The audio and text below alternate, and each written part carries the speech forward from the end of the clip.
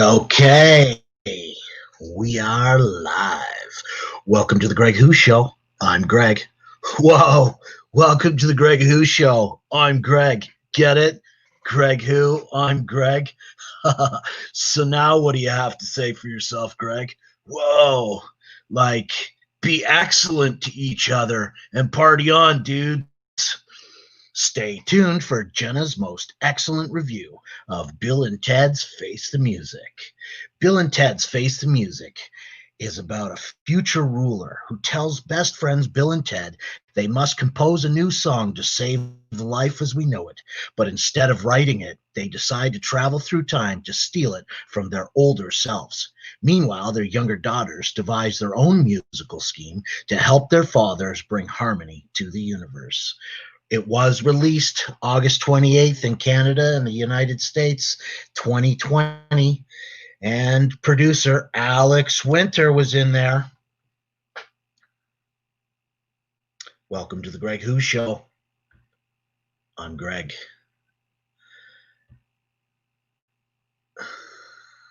And I know that this time we are live. Sorry about last week. Yeah, we had some technical difficulties.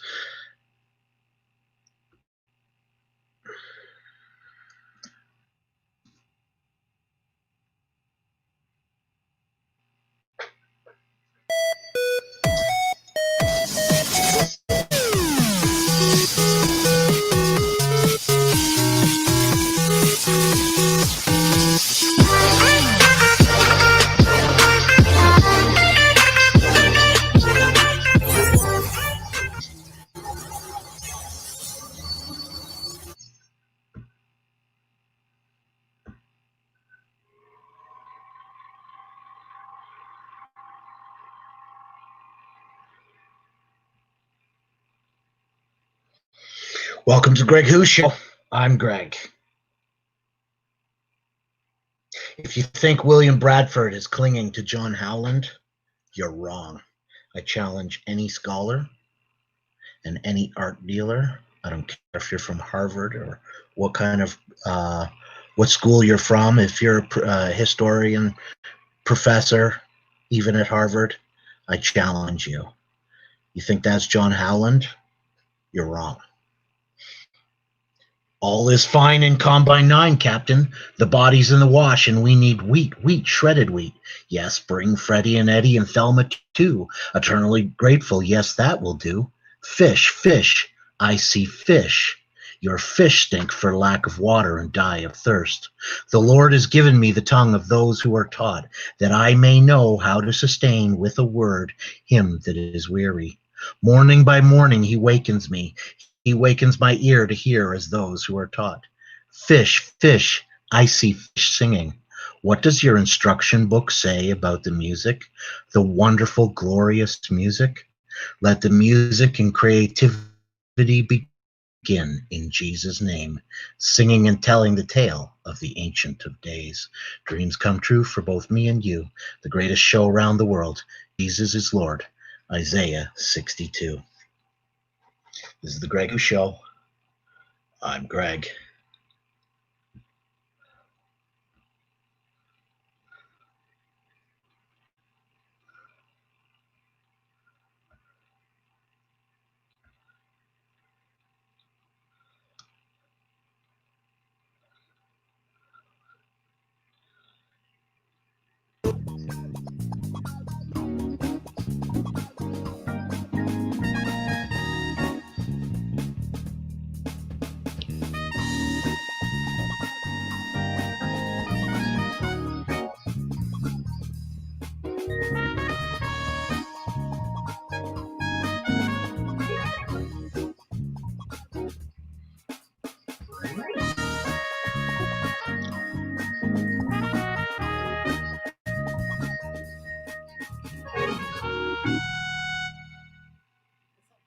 Yeah, sure.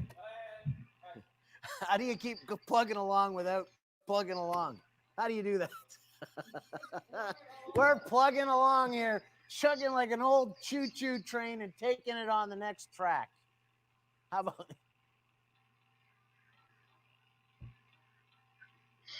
The free art contest for the gracious few, a new concept in creativity. So who do we have there? Oh, I see a Winslow. I see Mary, John Carver. Oh, Miles Standish, William Bradford. Who's he clinging to? John Howland, you say? Wrong. I challenge any art dealer, any professor of any university, including Harvard. That is not John Howland.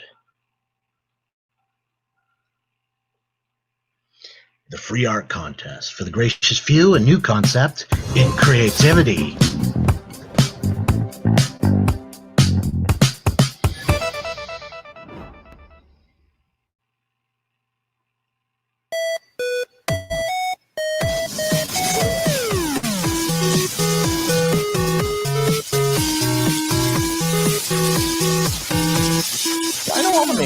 All the mains. I'm part of the Christian Mafia, man. What are you saying? There's some nepotism going on in Christianity? If I knew what it meant.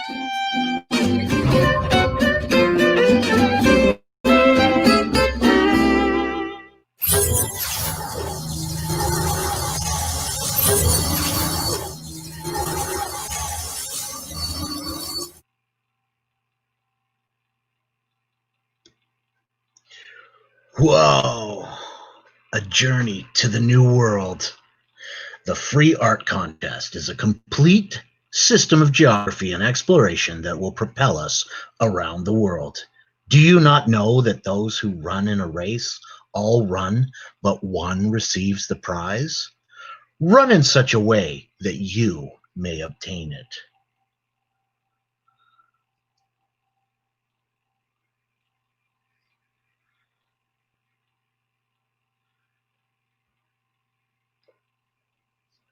You're listening to The Greg Who Show.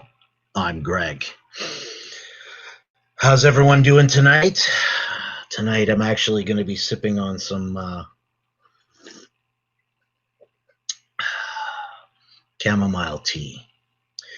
The message for 2020 and from 2020 for all of history. Jesus, time travel, and Canadian hemp oil. Today's show.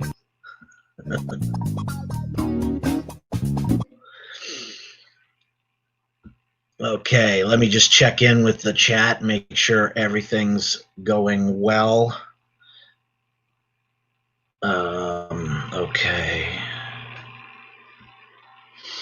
Okay, so yeah, Jenna, I'm just going to do this and then I'll bring you on. Great combo. I'm not sure what that means. Great combo. I don't know what that means. Margaret's on. Hello, Margarita Mary.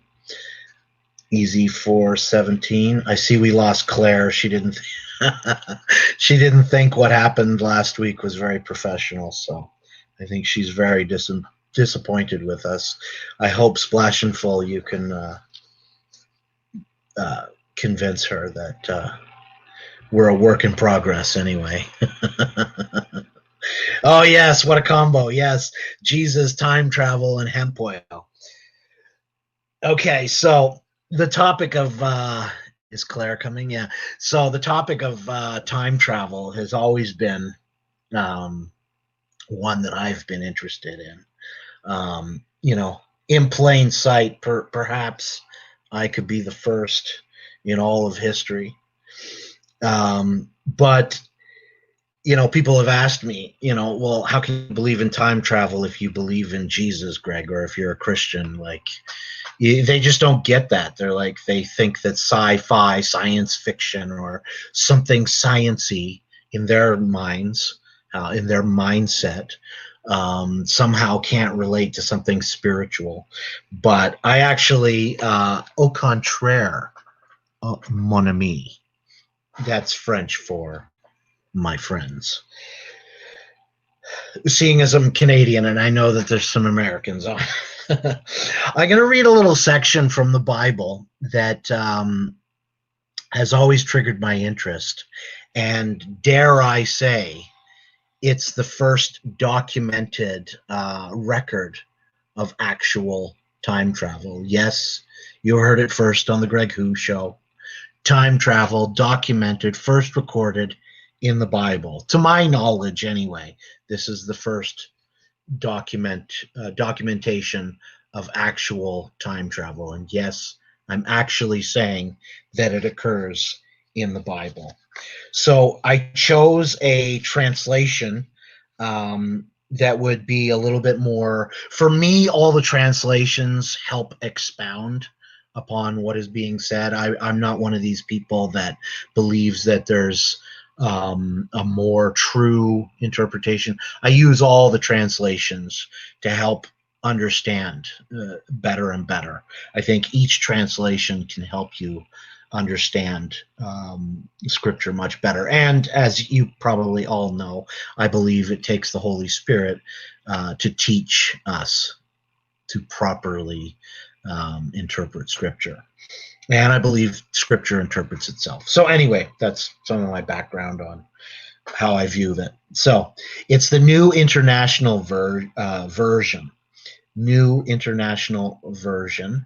It's Acts 8, verse 26 to 40. So you can follow along in your Bible. I'll even kind of say this slowly so you can grab your Bible. So it's Acts 8, chapter 8, 26, verse 26, all the way through to verse 40. So indulge me. And it's you probably remember this. It's about Philip and the Ethiopian, on the chariot. I'm sure you've heard it before, especially most of my audience has probably heard it before, but they probably didn't see this before. So if you've got your own version, Catholic version, King James version, amplified version, the Message, New International, whatever, Authorized King James, whatever version you have, follow along. Acts 8, verse 26 to 40. Now an angel of the Lord said to Philip, "Go south to the road, the desert road that goes down from Jerusalem to Gaza." So he started out, and on his way he met an Ethiopian, a eunuch, an important official in charge of all the treasury of the Kandake, which means Queen of the Ethiopians. So for obvious reasons, you had to be a eunuch to be in charge of, to be trusted. And so he was in charge of the treasury for Kandake, which was the queen of the Ethiopians. So this man had gone to Jerusalem to worship, and on his way home was sitting in his chariot reading the book of Isaiah the prophet. The Spirit told Philip, "Go to that chariot and stay near it." Then Philip ran up to the chariot and heard the man reading Isaiah the prophet. "Do you understand what you're reading?" Philip asked. How can this always, I always feel like putting on a Jewish accent when I read this part, because it is from Isaiah, and I picture Jewish people saying this because it would be puzzling. Anyway, I don't want to get into that. I always just picture this being said with a Jewish accent. Perhaps I shouldn't. How can I, he said, unless someone explains it to me? So he invited Philip to come up and sit with him. This is the passage of scripture the eunuch was reading. He was led like a sheep to the slaughter. So, okay, the reason I'm saying I always picture a Jewish accent, because to me this is very stereotypical Jewish, not in a politically correct sense, in the sense that if you're reading from the Old Testament and people are kind of pointing or referring to Jesus, it's very confusing to a lot of Jewish people. They're like, "Oy vey, you're speaking of Yeshua. How can I understand what I'm reading unless a rabbi explains it to me?" That kind of thing. So it's kind of funny that, to me as a Christian, from a Christian perspective, that in Isaiah, which is from the Old Testament, they're referring to Jesus. And if you don't believe me, read it for yourself in whatever interpretation. So so Philip said, "Do you understand what you're reading?" He says, "How can I, unless a Rabbi explains it to me. So he invited Philip to come up and sit with him. This is the passage of scripture the eunuch was reading. He was led like a sheep to the slaughter, and as a lamb before its shearer is silent, so he did not open his mouth. Did he open his mouth when Pontius Pilate? In his humiliation, he was deprived of justice. Who can speak of his descendants? For his life was taken from the earth. The eunuch asked Philip, please, tell me, please, who is the prophet talking about? Who is Isaiah talking about? Himself or someone else? Then Philip began with that very passage of scripture and told him the good news about Jesus. As they traveled along the road, they came to some water, and the eunuch said, look, here is water. What can stand in the way of my being baptized? So whatever Philip had said to the eunuch convinced him, as I have just said, that Jesus is the one that Isaiah the prophet was referring to. So he was very eager. It's almost like he had a radical conversion, or that Philip had supernaturally made him understand that Isaiah was referring to Jesus. As they traveled along the road, they came to some water, and the eunuch said, look, here is water. What can stand in the way of my being baptized? And he gave orders to stop the chariot. Then both Philip and the eunuch went down in the water, and Philip baptized him. When they came up out of the water, listen carefully, when they came up out of the water, the Spirit of the Lord suddenly took Philip away, and the eunuch did not see him again, but went on his way rejoicing.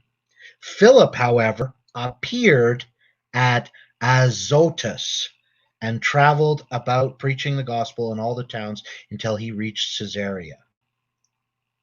So when he baptized the eunuch, and then when the eunuch came up, the Spirit of the Lord took him, Philip, away. Philip, however, appeared at Azotus and traveled about. So he violated instantly. The Lord took him. So the Lord, the Holy Spirit, violated time and space with physical matter. That is what I believe to be the first documentation of the very real possibility of time travel.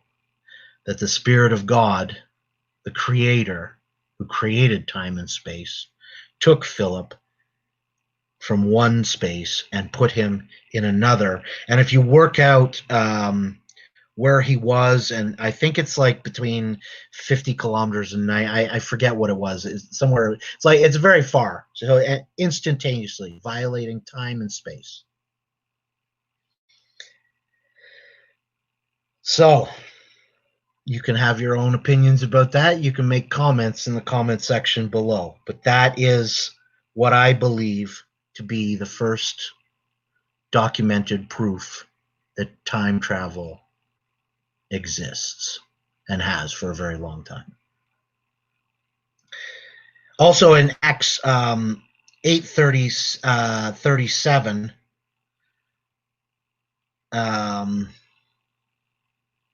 and he gave orders to stop the chariot.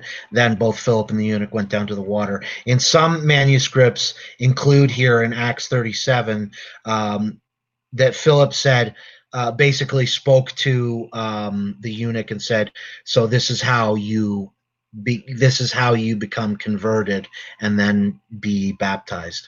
So if you believe with all your heart, you may. The eunuch answered, I believe that Jesus Christ is the Son of God, so that if thou shalt confess with thy mouth the Lord Jesus, and shalt believe in thine heart that God hath raised him from the dead, thou shalt be saved. For with the heart man believeth unto righteousness, and with the mouth confession is made unto salvation. So upon the confession of Jesus Christ as your personal Lord and Savior, and that you believe that God has raised him from the dead, you're saved. And then be baptized. What's to prevent you now from being baptized? Nothing, I say, nothing. Stay tuned. We're going to bring on Jenna, and Jenna has her excellent review of Bill and Ted's Face the Music. This is the Greg Who Show. I'm Greg. And Jenna, you're going to have to put on your mic. Hey. How's it going? Good. Take two, brother. Yeah. You know, I think I actually did it better the first time, but maybe I was more concise this time. I don't know. I was kind of happy with the way I did it the first time, and this time I'm kind of like, but I hope people got. So leave me comments in the comment section if you think what I was talking about was interesting, plausible, Greg's a moron, whatever you want. No, I was the first thing that popped up when we were talking about how somebody was disappointed about the hiccup last week, the first thing that I thought of was "Get Used to Disappointment" from The Princess Bride. When Wesley said, "Get used to disappointment."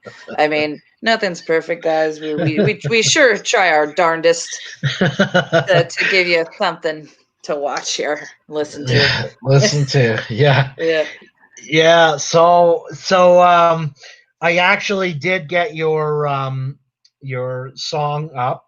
So what did you want to do first? We've got the excellent deeds. We've got your review, which I have queued up next. And then after the queued up review, I have your song, and we also have the excellent deed things to discuss, and I also have the Keanu Reeves hemp oil stuff, and where I've got the article. So you tell me what you want to. Do you want to talk about the Zoom thing first before we do your review, or how do you want to do it? Yeah, sure. We can touch on that. So there was a contest going on, a sweepstakes, like they called it. And it was called the Bill and Ted's Be Excellent Sweeps. So basically, it was a way to get people to tell the world about something that they've done that's a good deed, that's something excellent that you've done. So I submitted, and I was like, what am I going to do? What am I going to write about? And I was like, oh yeah, that's right. I used to bartend at the Oakland airport. And so this is what I put for mine. I put, when I was a bartender at Oakland airport, I would actually use my free lunch, breakfast for everyone else, because I started really early at 5 a.m. To help anybody in need. So they could have been, homeless, down on their luck, their luggage was stolen, but always try to help them. So for people who needed some food, I let them choose whatever they wanted on the menu to eat and drink. Usually I would even use my discount again later for either to go lunch or, for them to hang out even more and enjoy some more food. Would give them as much information as they needed and just be an ear to listen to. So yeah, I mean, it was a really rewarding thing for me to do. I could have just been, twiddling my thumbs, reading a book and, enjoying the fact that, it's not busy at the restaurant. I can just kind of ding around and just whatever. But I tried to utilize my time and, do something good. And I actually had a few people tell me that that I made them believe in kindness and humanity again. So when you hear something like that, it's just like, whoa, that's pretty heavy, man. Yeah. So I don't work there anymore. But when I did that as much as I possibly could. And it was rewarding, and to impact somebody's life, there's nothing greater than that. And now I work for Disney. So, I mean, it's just kind of like a carry on of spreading joy and spreading the magic and stuff. So yeah, the contest did end on the 23rd, but that's the screenshot of it. I would love to win, as I'm sure as everybody else would too. But when will the winner be announced? You know what? I didn't even check when it was going to be announced. I'm like, just get my submission in there. So they may have already announced it. I'll have to double check the link. But yeah, if I got it, I got it. It ended on the 23rd. If I did, I did. If I didn't, I didn't. But it was nice to like see other stories and to see like, we had people who were doctors or nurses or, just every kind of person, people who have kids with disabilities, and they dress up and they do like stuff to make their child feel accepted and warm inside. So it was really cool to see all that. And we really need that, like with all this stuff that's going on this year, like something positive, something, to unite everybody. There's no need to have such anger or hate in our hearts. Like, just be excellent to each other, guys. Do you find do you find though that like that's awesome, by the way. I'm glad, and let us know if you win. That would be amazing. But do you find that like people are angry and they don't know why? Like I've had moments like that where like I've gotten over the worst of it as we've gone through all this. As I said to you guys before in past episodes, when it first happened, I was kind of angry. I was kind of angry at the world. Like, we know that this world, the planet, humanity, the non-cooperating sovereign countries of the world, the United Nations, can't sort of get it together and be proper stewards of the planet or the governance of this planet or proper distribution of wealth. And, we've known this for our whole lives, or you keep on learning that every day. And as you get older, you become, I find I get less tolerant of it. I'm like, why can't we just, like, I get it, evil prevails. And I think that's sometimes why I find that since things haven't kind of gone back to normal, sometimes I find that I'm just kind of spontaneously feeling a little bit angry and not really knowing why. I'm having a good day, and then all of a sudden I just kind of snap or something, and it's just like, and then I quickly pull myself. Like, I'm not one of these people that gets carried away for too long. I can catch myself and go, what's going on here? What and I just feel that if I look inward, I'm kind of like, I'm still a little bit like, why do we live in this world? And yeah, things that you're talking about that we need more of. We need to see more of it because there's probably an unhealthy balance of us seeing all the wrongs in the world and seeing that there's literally barely anyone doing anything about it, or that has the power to do anything about it. And we need to see more good stuff because there's an imbalance of like us seeing bad stuff over good. Do you find that people are just kind of angry still?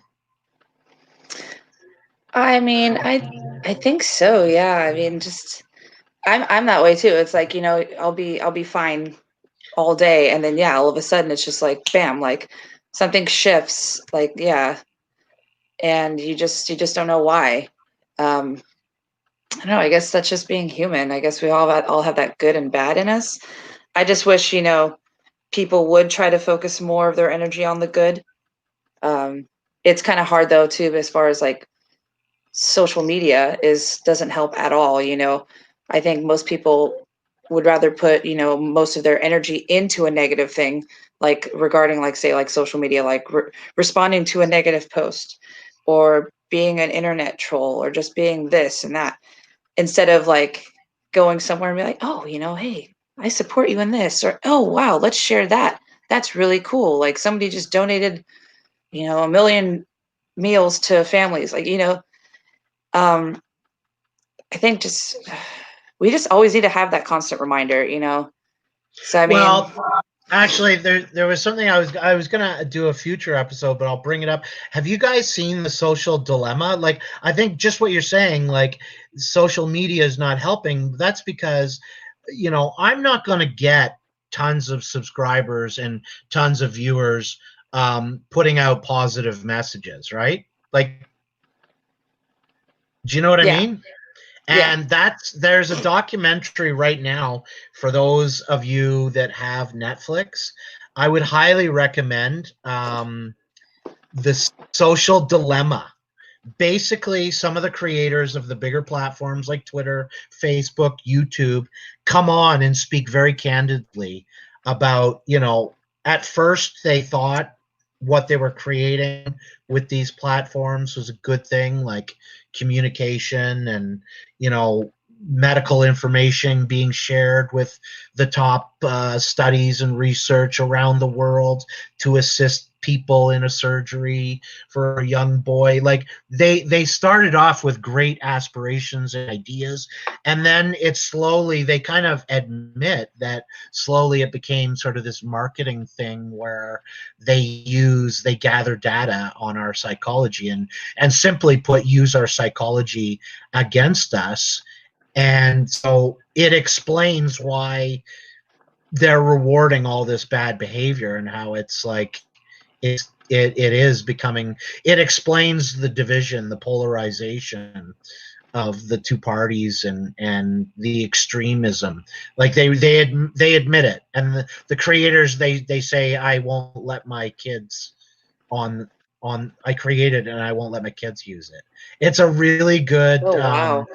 yeah, it's a really good documentary, and I highly recommend it. It's called The Social Dilemma, and it's on Netflix right now, and it kind of explains how they're kind of rewarding bad behavior, and it's perpetuating itself. And the tool itself, they explain the tool itself is not evil, but it's the programming that went into it, and they sort of learned as they were doing it. They learned the evil that it was becoming, but that wasn't their intention. You know what I mean? And now they're admitting that there's a dilemma, and as responsible citizens and makers and creators, they're coming forward and admitting it and saying we need to do something to reverse it because it's very destructive. People have they actually say people have committed suicide. People they feel responsible. Yeah. No, I mean that's cool though, because they're actually coming on and like, hey, whoops. If somebody can own up to like their hiccups or their mistakes, that takes a really big person.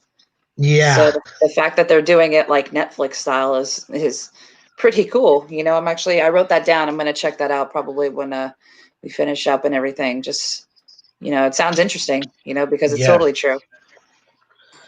All right. Well, let's go to do you want to set up the review? Yeah. So I did a pre-review, which we had already showed. I believe was episode, was it 15? The last one? Or a couple episodes back. This one is a partial review of Bill and Ted's Face the Music after watching it. It was excellent. So yeah, you can see the full version on my YouTube channel, Jenna de Alba, just as it's shown right here. I'll go ahead and drop the link for my channel if you'd like. Yeah, the video is playing. Please do. Yeah, drop that in the link, and I'll put spelling on. I think I have the spelling on there as well from last time. So, but if you want to put it in there, that's fine. Cool. Okay, and here we go. And once again, I probably have my preamble stuff, so just be patient with me. Okay, this is the Greg Who Show. I'm Greg, and I'm speaking with Jenna, who's going to give us an excellent review.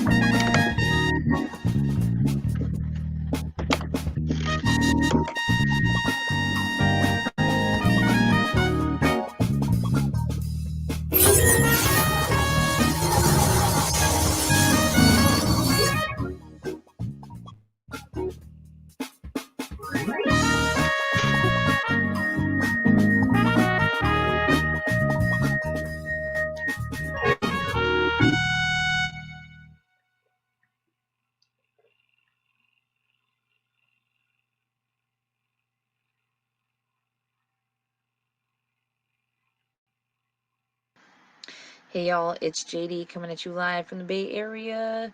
JD_Alba. Anyways, we're going to talk about Bill and Ted's Face the Music because it was released August 28th in the US and I believe in Canada. gave you guys a couple weeks to kind of ponder everything and to actually watch the film. But now that you have, or if you haven't, spoiler alert, we're going to talk about it, guys. So, first things first, the opening. Opening was fantastic. So, the first thing you see is the galaxy, pretty much, voiceover of the girls, their daughters talking about their dads. The first time you see their dads is literally the first time you see their dads. The picture from Excellent Adventure where they're playing in the beginning. Then you also see them from the last time you see the dads, which was Bogus Journey, after they played God Gave Rock and Roll to You. I thought the voiceover thing was actually absolutely fantastic because Rufus did pretty much the same kind of like thing for the first films, which was super, super awesome. The color scheme of the film was absolutely amazing. The girls' costumes were great. They were very colorful, very vibrant, very much gave me the essence of the original guys, but had their own twist to it. So it was awesome. Even the guys, Keanu and Alex, they had their own flavor, from their original kind of costumes, meshed in with kind of a more of an adult Bill and Ted kind of essence in there with like, the business kind of looking suit with Ted and, Bill, he wasn't as business-y, but um definitely can see a costume change, of course, and I thought it was great. Their colors were still the same. They kind of give a nod to the "Have a nice day, happy face" for Ted later on in the film, and um, the red was very much Ted's kind of color in the second film, and then the blues and the greens were more Alex's kind of color because blue was more like kind of the base of the first one. I feel like, in the purples, and then the green was like the patchy kind of thing that he did in the second one. So that was great. Captain Logan was very much present in this film. Maybe not so much on screen, but his essence, I guess you could say, was present. You really see Captain Logan in the beginning of like the first movie as very much opposed to Ted, regardless of what Ted said. He just didn't believe in him. He didn't care what he said about his band, about his opinions on matters, whatever, what have you. He was very much a cop, a captain of the police force, and just was very straightforward and like, hey, you're going to do this and this is how it's going to be, and I don't care what you say. As you see in the second film, Captain Logan kind of like has a little bit of a transition just only because Bill and Ted take over Captain Logan's bodies, as well as the other cop that was in the room. I totally believe you, dude. That's the one that Bill took over. It worked in Exorcist 1 and 3. So you see a little bit more of his heart in the second film, and at the very end, of course, when he arrests Denomalos, which is Ed Solomon backwards, mind you, everybody. Just thought I'd throw it out there for you. But in this one, he really, really was just like more and more lighthearted because he is older and was very much like, hey, you didn't go to to heaven or hell. You didn't travel back through time and collect historical figures, da da da da da, in the very beginning. And as you can see through the film, if you have watched the film, he totally like blossoms. He Yeah, he blossoms. I'm going to tell you how he blossoms, but we'll get to that. Anyway, Rufus's daughter Kelly had a great introduction. She basically came on just like Rufus did in Excellent Adventure, where she just kind of like was there. She just popped onto the screen and was like, "Greetings, excellent friends," or "Greetings, excellent ones." Just the same line as Rufus did in the original film, which was like, I thought, first off, bam, a nod to him. Awesome. Fantastic, guys. She was really sweet, very cute. I loved her voice. She was very, very sweet. I loved her. But yeah, I'm glad that they had some kind of Rufus essence. The other thing I liked is once they went with Kelly to the future to meet the great leader, is that they saw Rufus's hologram come out of the phone booth at the future area that they were at, and they just went Rufus, and like when they said Rufus together, it totally just like pulled my heartstrings. It made me like cry, and it was the big nod to George Carlin. George Carlin was in the film, be it for a split second. He was there, guys, and he totally deserved to be there, and God rest his soul. And he helped make that movie. He was the third Wild Stallion, totally. So I am so happy that I got to see him that way. The fact that the daughters found famous musicians to help their fathers with to finding the making the greatest song to save the world and the universe actually was amazing, because it was like an homage to the first movie, because the dads had to get historical figures for their history project, but in this one the girls are getting their fathers historical musicians to help them create the greatest song to save the universe. So I thought that was great. It was a nod to the first one. Wonderful. Dennis Caleb McCoy is a robot that was sent by the Great Leader. Has the best name in the world. And so the Great Leader thinks now Rufus's wife doesn't think that, Rufus thought that the song, their music would save the world. Now the Great Leader, because nothing has ever happened.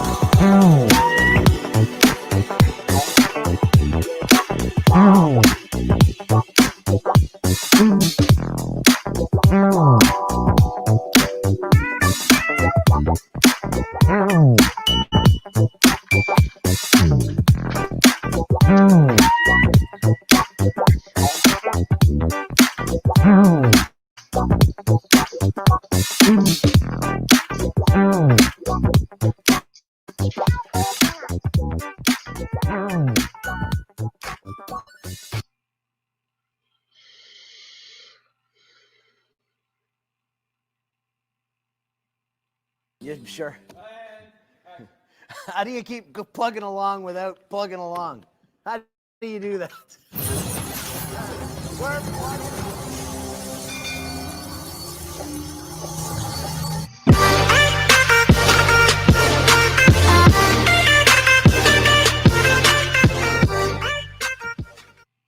Okay, before we get on to Jenna's song, let's just, I was really thinking, are you there, Jenna?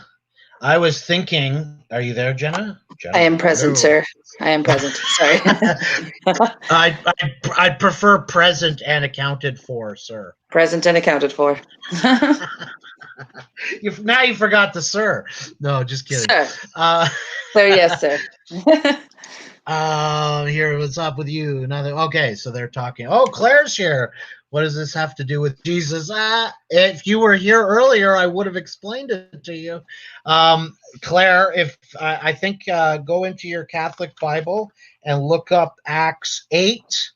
Where is it? Acts 8. Oh, yeah. Acts chapter 8, verse 26 to 40. So, and then you can go over it yourself.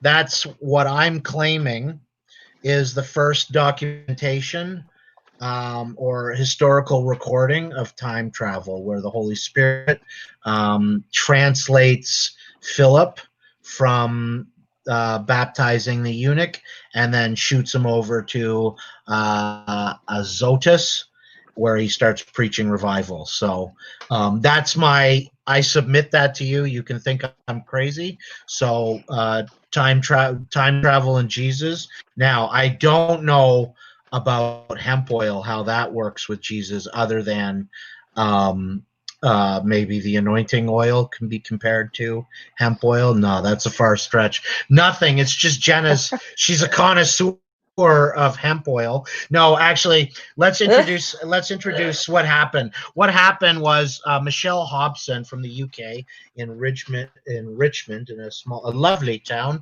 in the UK called Richmond, where they make chocolate. Her mother came on and said that she had a serious case. My wife and I prayed for a surgery that Michelle's mother had, and so I asked her on the last episode, how is it? We prayed for it. We prayed for it a long time, and I guess we just assumed you were okay. So, but I never really asked. So I said, how you doing? And she said, her her surgery is fine and everything's good, but now she has like serious arthritis. So then we just got talking about and joking around about CBD oil because we found out that her mother, because the UK has not legalized marijuana, the mother's taking morphine. And so that kind of, as much as we were having fun and joking around, it kind of got everyone thinking, like, I think CBD oil is much better than someone taking morphine all the time. That's horrible. Yeah, it was pretty bad. I mean, we brought it up just as alternatives because you don't want to be taking morphine like that. Yeah, no, I think it's odd. So it got me thinking, and then I found an article about that goes along with our topic today of Face the Music. Keanu Reeves started a company in Canada, and actually it recently changed. A couple of weeks ago, it was called Canadian Extracts Hemp Oil, and now it's called. Hold on. Let me just I'm putting that link in there for you, Jenna. Oh, cool. Okay. Yeah. So there's Jenna's YouTube channel. Sorry, I'll get back to what I was saying. There's Jenna's YouTube channel where you can see the rest of the review of her excellent Bill and Ted review. I gave you a teaser. So there it is. So they changed names, huh? Yeah, they changed names. So now it's called, I'll just pull up the article. It's called Hemp Max Lab Gummies. I think it's called Hemp Max Lab. But a week ago, when they were given, by the way, a week ago, and of course it's only in Canada, right? Like free Sam. Someone challenged Keanu Reeves, and he says, "Oh yeah, like the big pharma is really mad at Keanu Reeves." And Keanu Reeves did an interview and said, "Oh yeah, I believe in my product. You big guys are not going to intimidate me, and I believe in my product so much. I take it myself. I give it to my family, and I believe in my product so much. I'm giving out free samples." Which, by the way, oh, wow. That's awesome. So it only costs $4.95 for the shipping charge, and it was an internet exclusive offer, but it was only available to Canadian residents only. So, of course, I just had to jump in there and give it a try. So I actually am going to give it a try. Oh wow! But not for. I mean, don't get me wrong. Not for. I mean, my message is, hey kids, stay in school, do sports, don't take drugs, and if you're in sports especially, don't do anything like that. But here's the issue that came up for me. Like, we're a bit of a hockey family, right? And I saw here, maybe I'll pull up the article for you. I believe the link is in my comment section, by the way. So let me take this down, and I'm gonna share screen. Oh, let me get this off now. Hold on.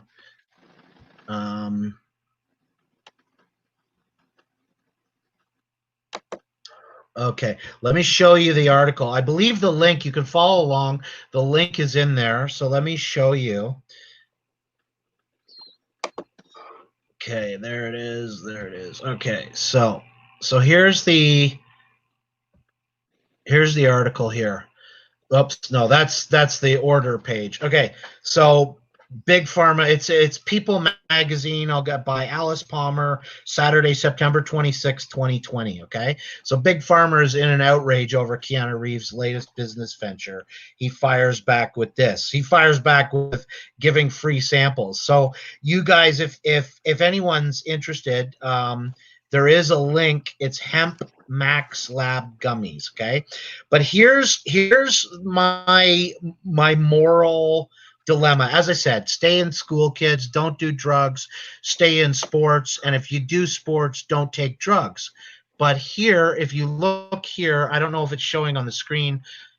if you can follow along with me, his product, Hemp Max Labs Gummies, has been flying off the shelves within minutes. Keanu Reeves says his number one struggle as CEO is being able to keep up with demand. His CBD wellness line is 90% cheaper and 5 times more effective than those being offered by Bayer and other big pharma companies.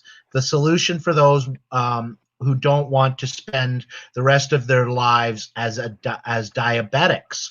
So basically, if you read the whole article for yourself, you kind of get the implication that, number one, Keanu Reeves is not trying to make a huge profit off of this. He's trying to make CBD oil really affordable for a lot of people, and a lot of people that are in pain, because he really believes that it can improve the health, the mental well-being, the physical well-being, and improve people's lives. And he wants to make, he's obviously going against big pharma. That's a typical Keanu Reeves move. And he's like, it's my way of giving back, because I've been given so much.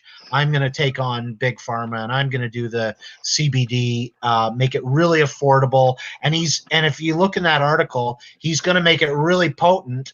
And if you read that last sentence, the solution for those who don't want to spend the rest of their lives as diabetics. So between Michelle's mom, who is in chronic pain, and Keanu Reeves suggesting that his very strong CBD oil could be the solution for some, he's kind of implying that it could be the solution for some people that are diabetic. So to me, that opens up a whole conversation of, okay, if someone has diabetes and they're a professional sports, maybe a doctor could give them a note, right? That's what I'm thinking. And that could open up a whole can of worms. But so to me, I don't think Keanu Reeves is trying to make everyone do drugs. I think he's seeing it for medicinal purposes.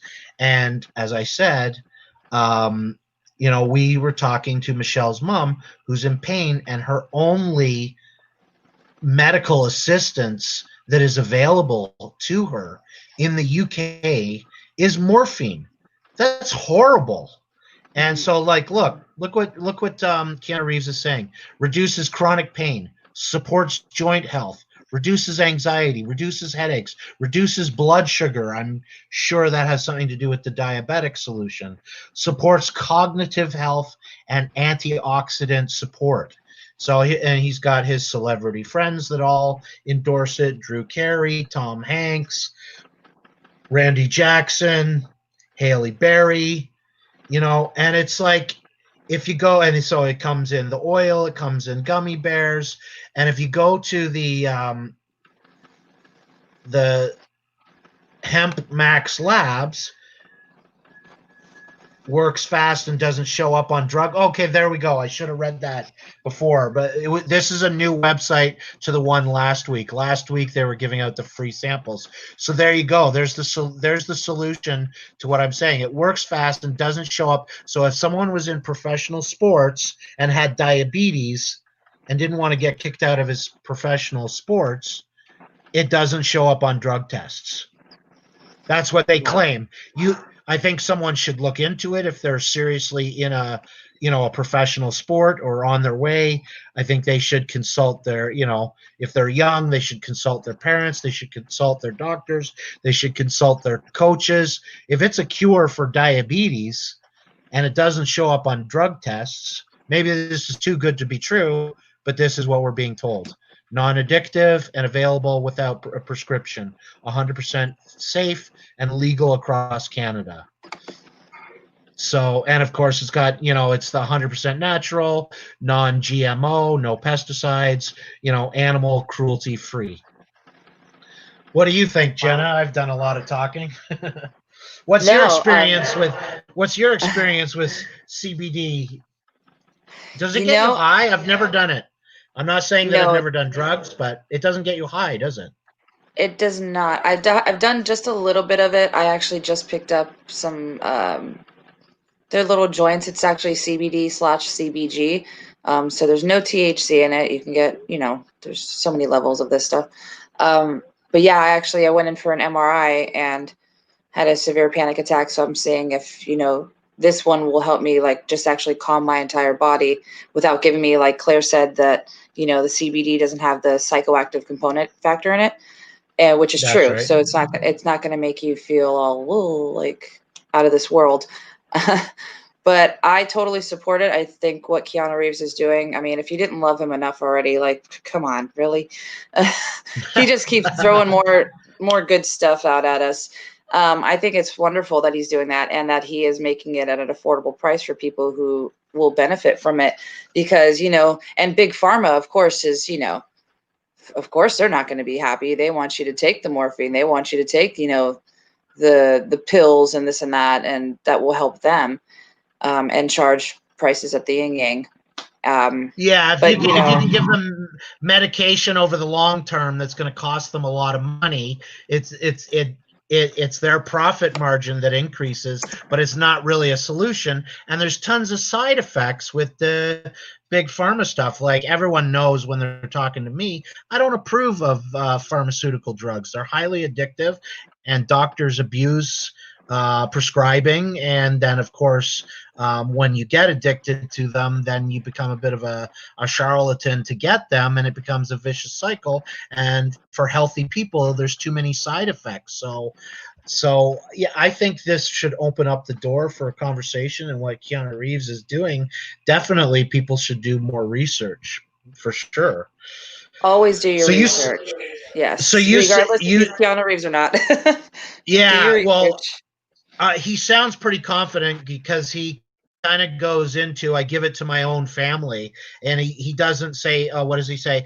I'm not going to let these companies intimidate me. Keanu Reeves fired back during his appearance. They said he was in breach of contract with Big Pharma. I don't know how he could be in breach of contract if he's started his own business and got his own license to sell this stuff and it's legal in Canada. I don't see, but apparently that they want to sue him, and he's turning around saying, I'm not going to let these guys intimidate me, and our product, Hemp Max Lab Gummies, has helped me, my family, not just cope with what ails us, but to thrive, like mentally as well, and he's so confident that he's giving out free samples, and he wouldn't be talking about this or doing this if he didn't believe in it and give it to his own family. So obviously you're not going to give something to your own kids and your own family if you think it's unhealthy or addictive or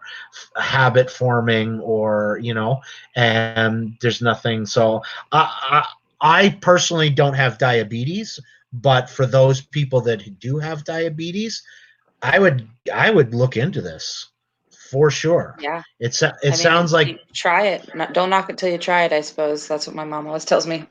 yeah, and don't and ask your doctor. Maybe bring it to your doctor. Bring a sample to your doctor, and yeah, I think it's something that should be explored, because apparently he made it more potent and cheaper, and then they're getting results, and it's like, wow, that's pretty amazing. Yeah. Well, I'm rooting for him. I always am. He's like that, one of those last remaining good guys in quote unquote Hollywood or Hollyweird. So, good for him. I'm always on his side. So Hopefully it goes CBD, well. so it doesn't really get you high. It's not for recreational use at all, eh? Like it can't even be like say a kid did have diabetes. If you gave it to him, he's not gonna just want to do it because it gives him a high. No, I mean, I haven't done it enough, but from my understanding, no. It's just, you just use it it's just like, like, hey, I have back pain. I'm going to take, an Aleve or something, as needed. I mean, treated just as like any other medication. It's not like like the whole dazed and confused where you're sitting around like, hey, man, like it's. Yeah, so like, it's not like, I don't know. Have you ever taken, Oxycontin or anything like that? Those painkillers that the drug dealers are willing to hand out after every operation. I don't even know all the names. Oh, of them, yeah. Oh, yeah. I broke my ankle about 9 years ago and was given, however many Vicodin prescriptions I needed. So those were not fun. Yeah. So it's nothing like that at all. No, I mean, I would be more worried about feeling spaced out and quote unquote high on Vicodin than I would say CBD. So that's my opinion on it. I think it's much better. Wow. Say no to Big Pharma. Do you think we can? Do you think that this is inappropriate to be saying on YouTube? Do you think it'll violate community guidelines? Ooh, it very well could. So I don't. You know what? I don't. I don't know, man. No, it's okay. It's okay. I mean, they can't seriously think that you and I are going to take down Big Pharma. I was kind of half kidding. I am but a mere peasant living in the Bay Area.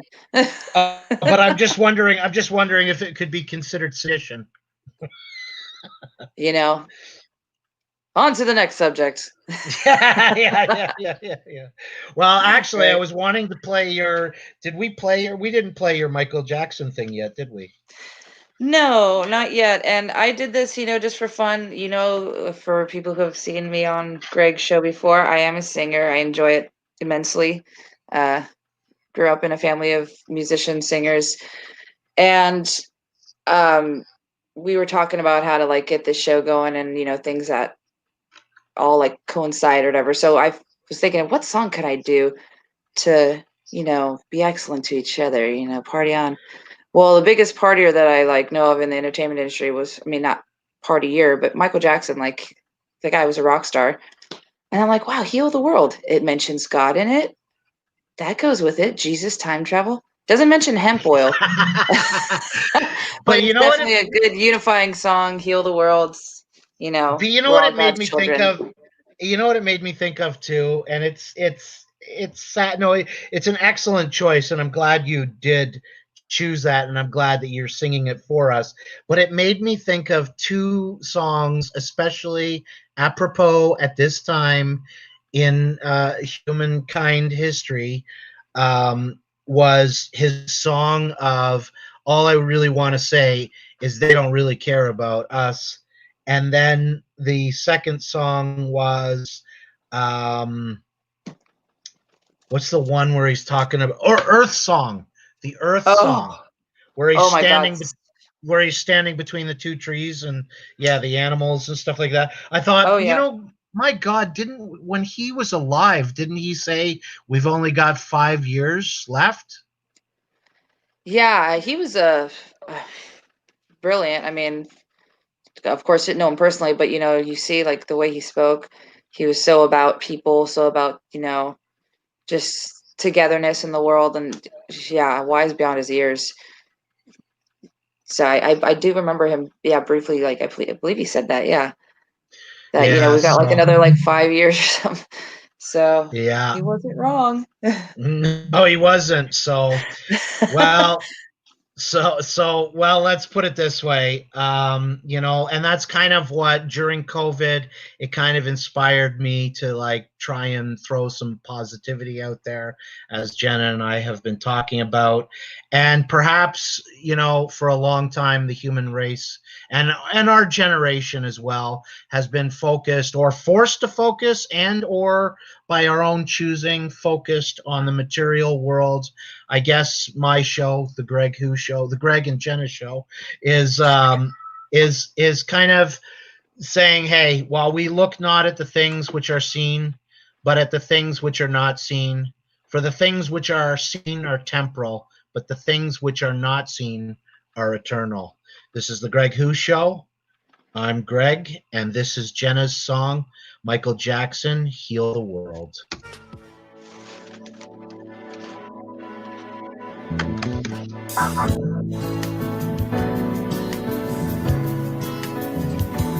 There's a place in your heart, and I know that it is love. And this place be much brighter than tomorrow. And if you really try, you'll find there's no need to cry.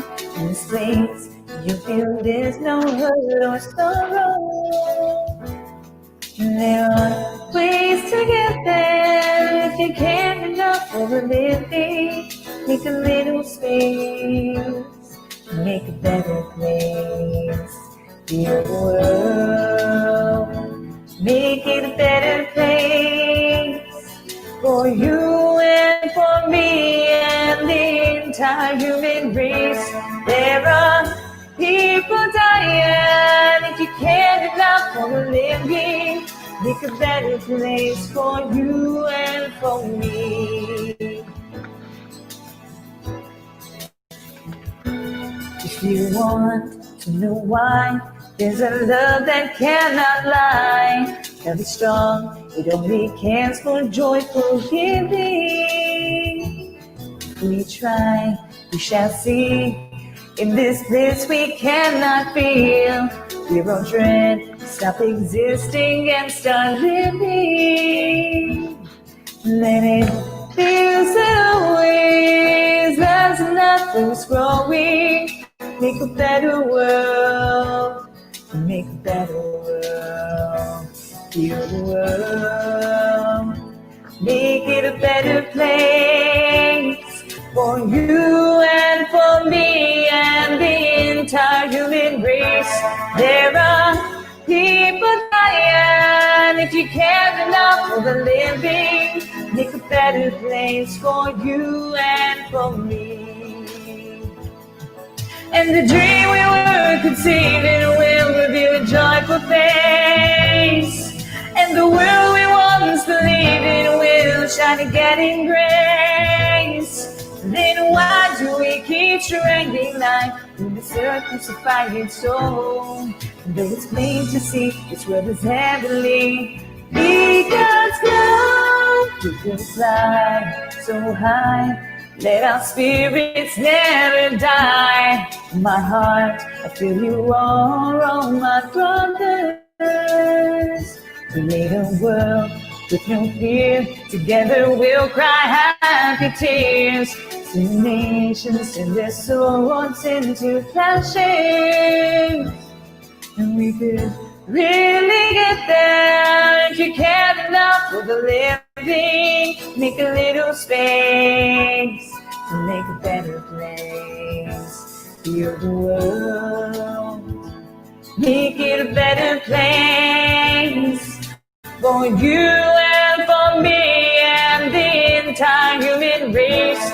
There are people dying. If you care enough for the living, make a better place for you and for me. Heal the world, make it a better place for you and for me and the entire human race. There are people dying. If you care enough for the living, make a better place for you and for me. Heal the world, make it a better place for you and for me and the entire human race. There are people dying. If you care enough for the living, make a better place for you and for me. There are people dying. If you care enough for the living, make a better place for you and for me. There are people dying. If you care enough for the living, make a better place for you and for me. You and for me. You and for me. Make a better place. Heal the world we live in. Save it for our children. Heal the world we live in. Save it for our children. Heal the world we live in. Save it for our children. Heal the world we live in. Save it for our children. Be excellent to each other, guys, and party on.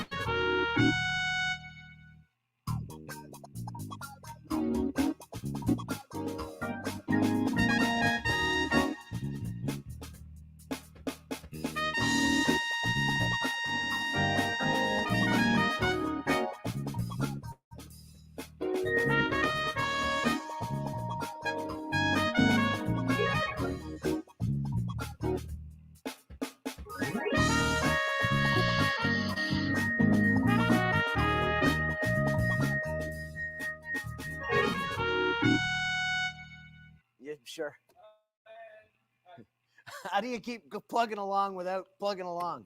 How do you do that? We're plugging along here, chugging like an old choo-choo train and taking it on the next track. How about...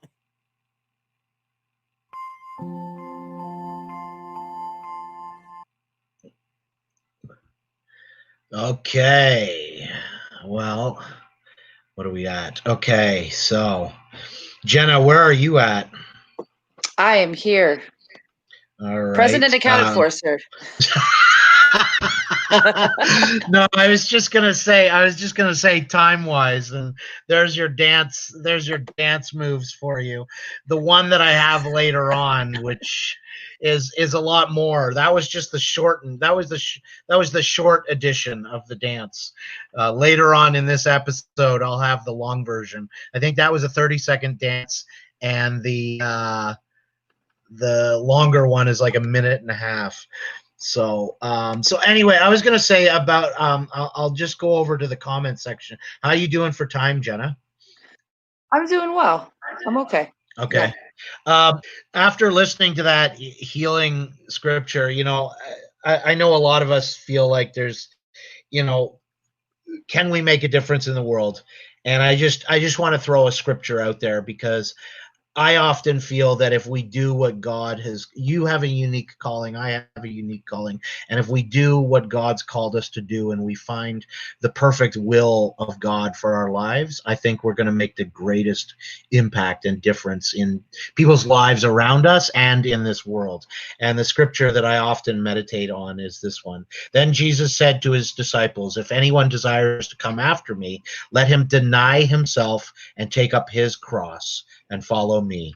For whoever desires to save his life will lose it, and whoever will lose his life for my sake will find it. For what will it profit a man if he gains the whole world and forfeits his soul? So it's just kind of that, if we're not so self, it doesn't mean go off and kill yourself. It means, sacrifice your life.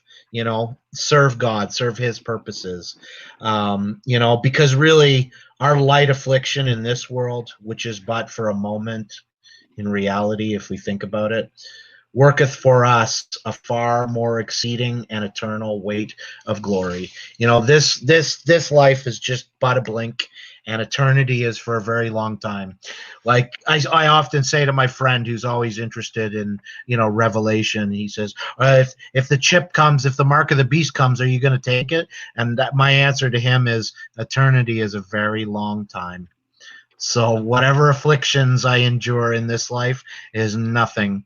I focus on eternity. So, and I think that in these days, as I said, in a generation that has been sort of material world, material focus, material things, that we should start thinking of eternity, because eternity is a long time.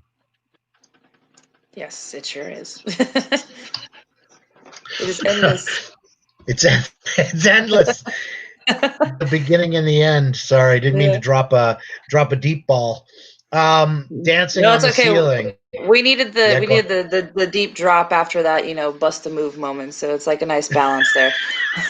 Well, no, it was Heal the World that got me thinking of all that stuff, right? Oh, nice. Yeah. But I had a bit of comic relief in between, which I should have gone from the Heal the World song into these scriptures and then done the comic relief. So again, work in progress. Right. So dancing on the ceiling. What? Margaret Mary Zappacosta is not going to pick up her cross. She's going to dance on the ceiling. Splash and fall. Unfortunately, I'm not very good at taking up my own crosses. Crosses? Just one cross. Everybody dance now. Oh, they're talking about my dance. Yes, indeed. Oh, yeah. You're a hit, man. It's a killer dancer. Yeah. Yeah. I'm telling you, you're gonna have to send me that clip, because if I ever get into like a little sad moment, I'm just gonna watch that clip of you just busting a move, and it'll bring me right back to normal. Yeah, so it turns out that Michelle Hobson was going to come on tonight, but I accidentally, here's another one of my mistakes that I'll never let happen again. I scheduled tonight's program as 9 a.m. instead of p.m. So Michelle Hobson was like, oh, well, come on, because to her it was the perfect time. But at 9 p.m. Eastern Standard Time is very, very late for her. So there's many mistakes I've been making. It happens. Yeah, I saw 6 a.m. too for my time for Pacific Standard. I'm like 6 a.m. What's going on here? I figured. Yeah, I was like, okay, let's just switch the AM PM thing. We all got to go meet up Splash and Full for coffee because her best friend's family knows Keanu Reeves' family. Right. Let's go. He can show us Canada. He's Canadian born. Yeah, actually, to tell you the truth, it's not that I didn't know him, but I've met him a couple of times, like very briefly, like he wouldn't even know. I was at like a rap party one time, and a friend of mine or someone that I worked on the Greg Who show with had done some sort of I don't know what it was, but he had done a theatrical production, and at this rap party, Keanu Reeves was there, and they were trying to they caught each other's eyes, and they're like, "Hey, buddy," and they were trying to navigate through the crowd. So I kind of said hi to him, but he was trying to get over to my other buddies, and so I briefly met him. He also went to, and Splash and Full could vouch for this, or I'm pretty sure she knows.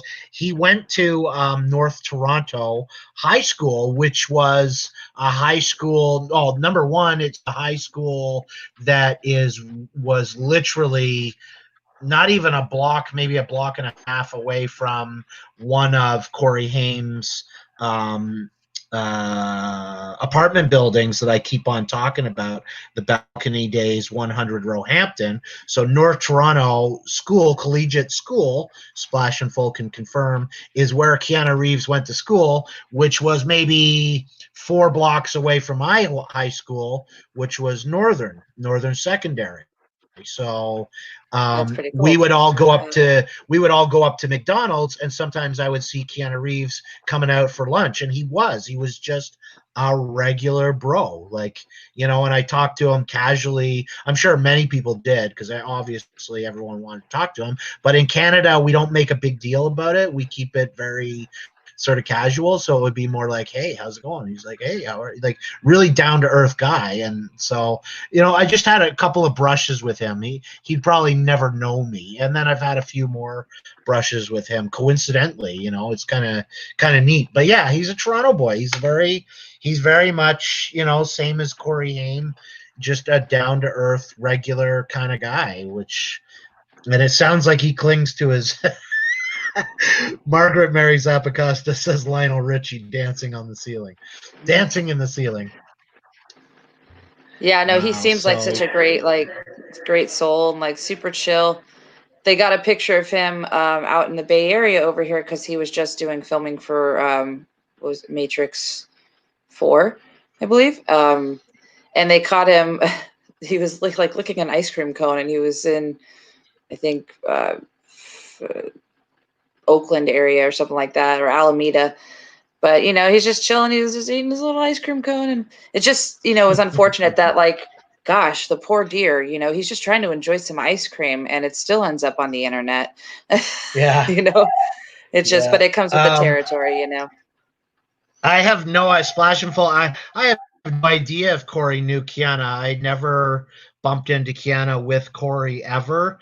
I have no idea. I never heard him mention Keanu. I mean, other than Corey loved Matrix, so he would have talked about Keanu the way you and I talk about Keanu, like he was good in the Matrix, but I never heard him. But I wouldn't know. I don't know. I never asked, so I have no idea. So yeah. I wouldn't. So what else is going on with you? Too surprised if he did? Oh, yeah, just because, like Bill and Ted came out in the 80s, Core was hot in the 80s, early 90s. So, I mean, very well, they probably ended up at the same parties, here, there, everywhere. Yeah, probably. And but that it's the same thing. Like, I don't think I ever talked about Alex Winter with Corey, but obviously they work together on the Lost Boys, right? Right. Yeah.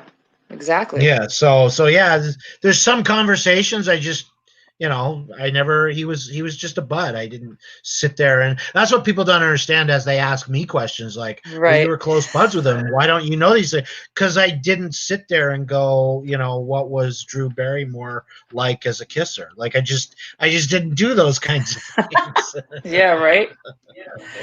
you know. Yeah. You weren't sitting there with both your fists on your chin, just like, hey, who Yeah. else do you know? Like, yeah, exactly.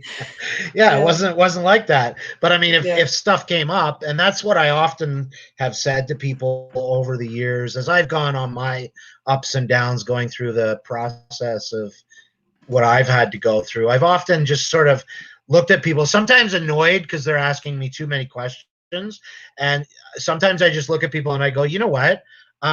If it comes up, if I want to talk about Corey and you're here or we're having a coffee together, you'll hear about, like, I'll choose when I talk about Corey.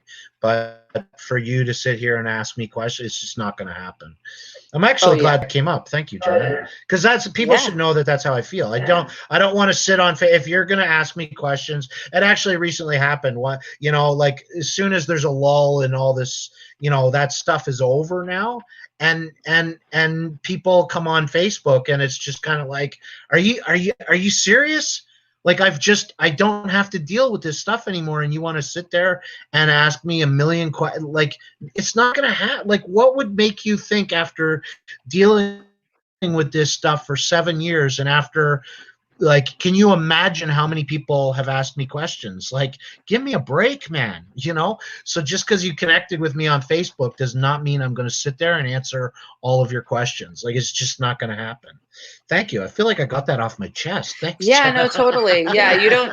Yeah. Sometimes people think like, oh, if they're friends with somebody on Facebook, they can just like, yeah, pump them for information, or just like, hey, this out. I need a free handout. There's a certain Yeah. level where it's like, okay, yeah, you can approach somebody and be like, hey, mad respect, hey, cool, you knew him, but like to sit there and just like totally like, for lack of a better word, interrogate about something exactly. like that. And then they're kind of like, and then some of them, obviously sometimes I've been impatient because I've dealt with it so much, and you're just kind of like, and they're like, what's your problem, man? I'm like, think about it. Think about it. How many people do you think have asked me this same bloody question? like, give me a break. What's my problem? Exactly, Jenna. Have a little respect. It's very simple. Yeah. I mean, I know it's really simple. I know I've had my fair share of like, I've asked you like a question when it's come up here or there. We've known each other for quite some time.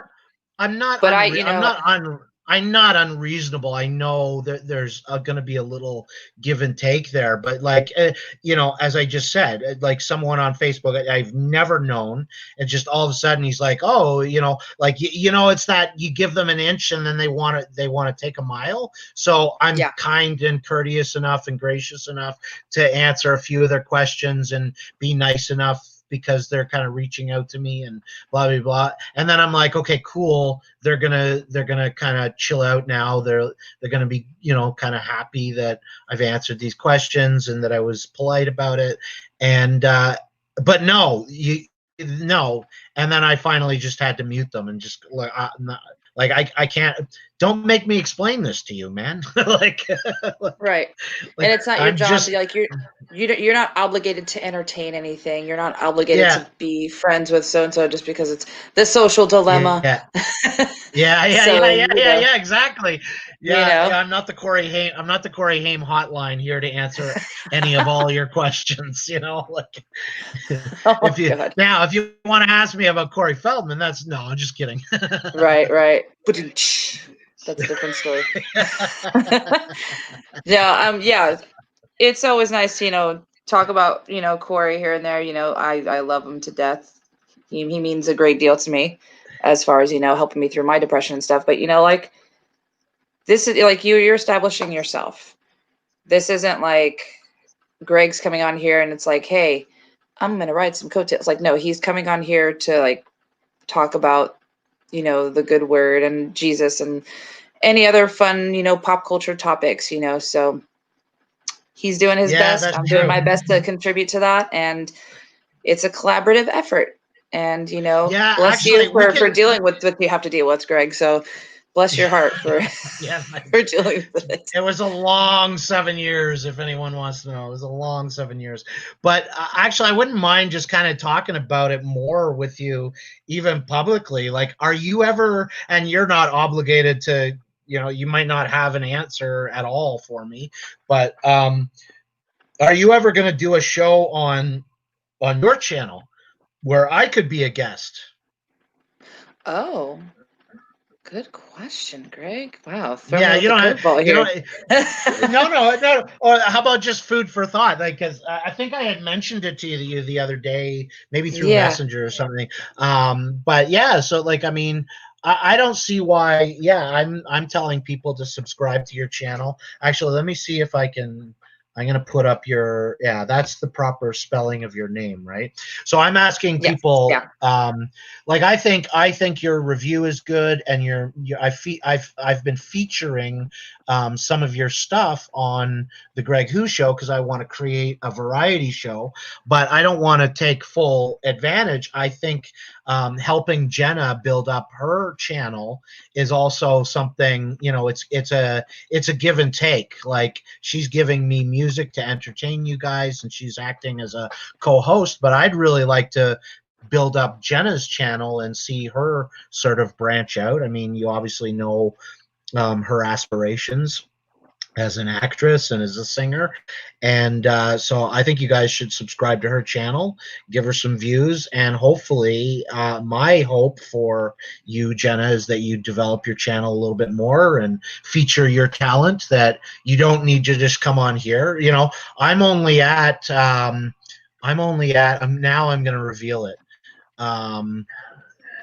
Well, sorry about that. What am I? I think I'm at. I can't even see it. I think I'm at 346 subscribers. And I was at 350 for a long time. So the Christian stuff has lost me recently 4 subscribers. So there's my transparency. And if I've been able to help promote you, Jenna, that's something I aspire to do. That's something that the Greg Who Show would aspire to do, is promote others. But I don't see why your channel couldn't get more subscribers than me and more views, because you would be more sort of a cultural, and all your talent would be far more entertaining for a lot of people than me always want to try to plug my religion. Plugging Jesus. Your Jesus is plugged, Greg. Oh my God. No, I actually, yeah, I know we touched on it a little bit, but yeah, I thought about, you know, because I wasn't sure what avenue to take, because there's so many YouTube sensations out there. There's so many YouTubers. You know, do you go with just strictly movie reviews? Do you do just like uploading songs? I'm, you know, I like to act. So, I mean, I've uploaded a monologue or two, put them as like, some are public, some are private, unlisted.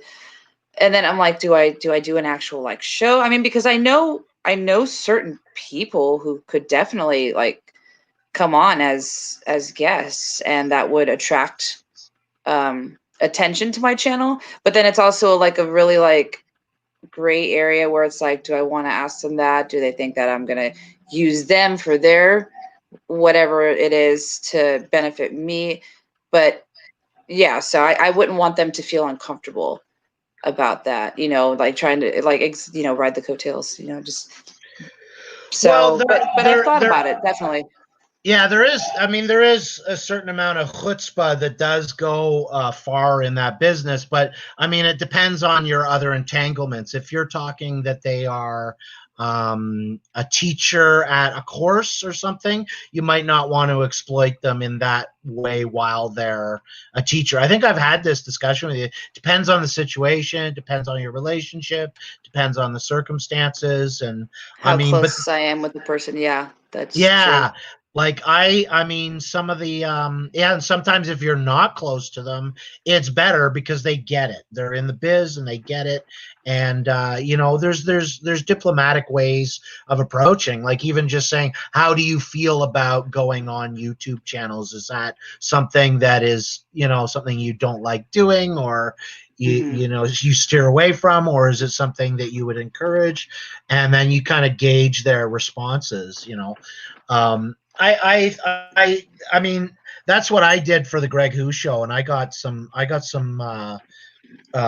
big people. In fact, that's how I got the show too, was I had to have some chutzpah. I actually called up the president at the time, was Dick Gray of CTS, and I was like, look, I'm being ignored at the lower level, your lower level people, and sending in my demo tapes and stuff. And then I once got a call from Dick Gray, and he said, oh yeah, send me a demo tape. And, you know, I think your idea is a great show, and I'll take a look at it myself.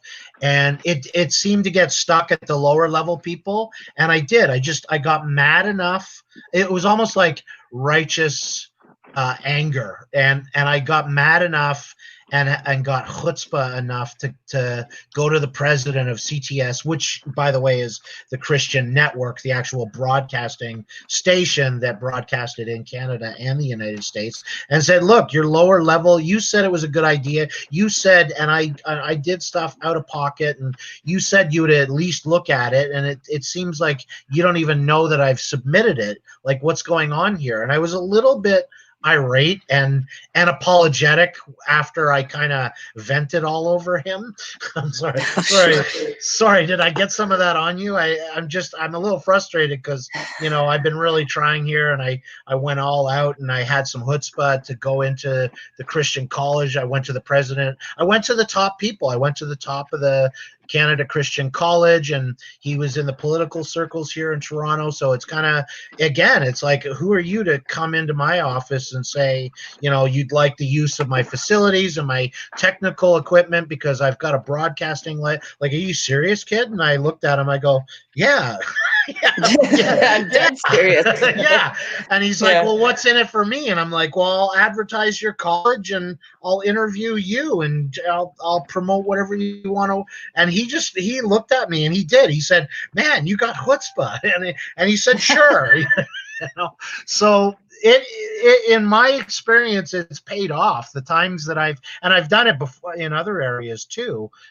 Sometimes you just have to, but again, I don't want to give you advice and then you go and do something stupid. Use your brain, assess the situation, and you decide when using chutzpah is a good thing, and when chutzpah could be potentially an exploitive situation where you don't want to ruin relationships or professional relationships or whatever, right?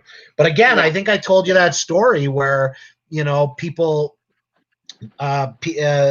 big name people lost out on big time shows that ran for years because they didn't want to use the friendship, and the friend 10 years later was like, but I wanted you on that show. I told you why? Because I want to work with my friends. I didn't say that you were going to use me. I asked you, and you, out of, you know, self-guilt, you know, didn't want to use me. But I wasn't thinking that at all. I was thinking, I want to work with my friend. You know, so it's one of those things where you really have to gauge it, right? Take each situation, one situation at a time, one meeting at a time with them. Don't burn any bridges. Yeah, like For example, I have no problem asking Splash and Full if she can get Keanu Reeves for me for an interview. Call Right. up his family, say you're wanted on the Greg Who Show. Jenna will be the co-host. What, you haven't heard of Jenna de Alba? Come on, where have you been, Keanu? Oh man, that would be something. Yeah, But yeah, definitely on thought about that. doing a more of get a on that, channel. Splash and Full. Yeah, Splash and Full. Come on. But yeah, I'll have to like we'll discuss it more, I guess, off camera. But yeah, to like, because I've told you I'm a terrible editor. So when you do all these fun, funky things with the videos, it's like, yeah, I don't, guys, I can't. I'm terrible at it. So like, I would want to have my own show, some kind of like, some kind of good editing in there, like make it fun, and how like people, like they'll snap their fingers and then all of a sudden they change outfits, and that kind of fun stuff. Yeah. Like, we'll see. I'll have to Google some more of this stuff and figure it out. But I'll have to pick your brain as well, because you're pretty good at the editing. But I'm really I'm really not. But I mean, I might be better than you, but that's not. I'm really not that great. But I don't consider myself an editor at all. But I have the basic skills, and I actually have a program that is like really high tech. I just don't know how to use it yet, but I am eventually going to read through the manual, and I'm good at playing around with it and learning. So if I read the manual, I would imagine like in a year, I might be a little bit better with a better technique. But I'm just using you guys see it every time I thing. It's called Movie Maker. That's all that I'm using. Oh, yeah. That's all. It's just basic editing. Like, yeah, you see the fade ins and fades out and turning pages and stuff. Yeah, I'm using the most of Movie Maker I possibly can. I'm probably maxing out its capacity, but again, it's just Movie Maker. You know what I mean? So, yeah. Here, I'll show you again. Yeah, it's I think it comes with your laptop. It's not anything fancy at all. Okay. Yeah, it's just this. But yeah, I do have a fancy one. Yeah, look at that. I mean, that's just as basic as it gets. Oh yeah. But it works. Like, Yeah. You could have fooled me. I didn't know it was the most basic one. Yeah. Like, it's pretty cool. Splash and Full had looks like a little proposition there for you. She says, I know a girl who became a Bollywood actress. Maybe I can get her to come on your show. Sure, I'm open to all, or oh yeah, you haven't, or Jenna, but Jenna is saying she's not ready, but those Bollywood movies are cool. Yeah, I don't know much about them. I'd have to do a little bit of research, but I'd be open to that kind of thing. I think I've been kind of saying that all along, that it doesn't have to always be the Greg and Jenna show. But if we get Keanu Reeves, I know that Jenna will be definitely co-hosting that night. Sorry. I sure would be. Yeah. Yeah, I wouldn't even have to ask you. No, it's signed, sealed, delivered. I'm yours. And I would have to say that's not directed towards me. That would be directed towards Keanu. No, that'd be really cool. But yeah, I know you've said it many times. You're always open to like get any kind of person, to bring them, expose them to like, giving them a little platform, which is nice. It's really cool. But I know that I'm stuck because of the stigma that I have with the history of the last 7 years.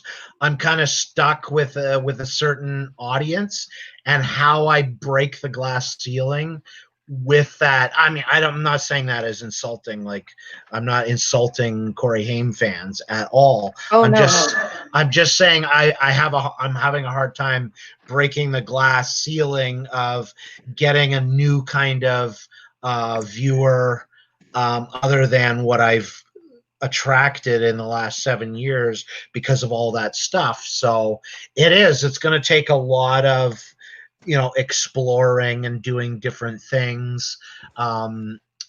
And I don't know how to do it yet. As I said, I've gone from 350 to 346. So the Christian thing, I'd be more, even though it's not a lot, but I'd be more prone to lose subscribers with what I'm doing than gain them. So how do I reach sort of a new audience, and how do I define that? Who's my target audience? That would even be hard for me to define, because on the one side I'd like it just to be normal, but as soon as you bring the Christian aspect into it, it becomes sort of awkward and difficult, right? And I'm very aware of that. So it's like, how do you describe your target audience, Greg? Well, I don't know. I'm working on it. Yeah. Like, I don't know. I don't know. I don't know how to break the glass ceiling here. Yeah, I have no idea. So if anyone's got any ideas, let me know. Margaret Mary Zappacosta, do you have any ideas? And actually, I should even throw a link out, see if she wants to come and say hi to us, because I'm pretty much, I can do my regular play the rest of my songs and stuff, but my program, the program that I planned is now over, so now we're just winging it. So if anyone wants to come on and say hi to Jenna and that would be cool. I'm gonna throw that link out there. Mary would probably be the only one. Margaret Mary would probably be the only one that could hop on, because the rest of the people don't seem to have the technical capability or know-how, I guess. Easy 417. And is Claire? Do you think we upset Claire? Is she a Christian who wouldn't like the topic of CBD and time travel? I wasn't sure. I'm not familiar with Claire. I mean, a little bit. I've seen her on the chats before, but yeah, I'm not sure. So she wasn't here from the beginning, and then she said, excuse me, why are you wearing sunglasses? And I was just like, I'm in character, yo. And she's like, yo. So it was like a weird kind of thing. But she, no, it didn't seem like she was like offended or anything by like the hemp oil topic, because she's very aware. She's the one that said, the CBD oil doesn't have the psychoactive component factor in it. Oh, okay. So she was the one that put that little bit of Oh, okay. So she was that knowledge. Yeah. But that's what I mean. It's so hard. How do you define my target audience, right? Like, could Greg potentially offend a Christian audience? Yeah, very easily, because I think I'm very I'm just not a religious type of person. Like, on one side, some people would say, oh, he's very, I speak in tongues, I pray, I believe in God, I have certain beliefs, that people would say, oh yes, he's very Christian. But at the same time, I'm kind of down to earth and sort of casual and chillax about things, you know what I mean? Yeah. So it's like, well, what's your target audience? I don't know. Not offending people. That's my target audience. Try not to offend anyone. Right. So I guess Easy 417 said Claire hasn't been feeling well all day, so that's why she was like kind of not here in the beginning and then there. So I guess she's gonna call Easy back. Okay. But yeah, I hope she feels better. Pray that she's healthy as a horse soon. I hate that phrase, but everybody knows it. So sounds like you were brought up by parents of my generation, like a little a little bit older than my generation, and you've picked up a lot of the stuff from that generation. Like, I heard that growing up big time. Oh yeah, no, I've always told people, like, I have an old soul. Yeah, my dad's 60, my mom's 57, so they're up there. No, they're still young, but they, all the old good old sayings, the good music, and the good movies of, like, that I was embraced to, which I was embraced to so much. My mom, she watched Shirley Temple movies, and then all the way. We liked rock, we liked country. I was just all over the map. Very cultural.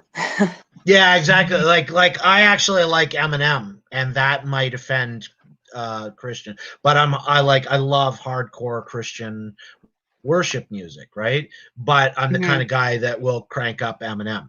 So, and some Christians just can't deal. They'd be like, "Oh, he's a heathen" or whatever. They just can't deal. And I'm like, I can listen to secular music, and Yeah. the devil's not going to take me over if I listen. I can listen to this. I relate. I can relate. I didn't grow up with rose-colored glasses, and like I can relate to Eminem. I can relate to his anger.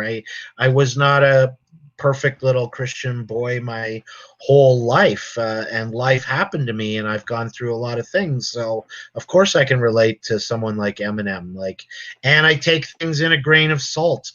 Take things in moderation. I don't think that Eminem is telling you to kill your mother because he was cleaning out his closet. I just don't think that. Right. Yeah, no, I mean, I love music. Like, it's whatever like genre it is, there's always something, like, it's all about emotion, just like acting. So you can definitely feel something, with a certain artist. Like, yeah, I was raised Catholic, you know, I mean, I went to church every Sunday with my family, but ended up growing up and, listening to heavy metal and, like Megadeth, it's like, so it's just That's it's pretty dark. So Yeah, well, that's a good way. Easy 417 put it an even better way. He or she still listens to Led Zeppelin, and they haven't been demonized yet. That's a good way of putting it. Yeah, right. I can listen to secular music and not become demonized or possessed by demons, or like give me a break. You know, But Led Zeppelin does have the song titled Stairway to Heaven, and heaven yeah, is where the Lord sits. yes.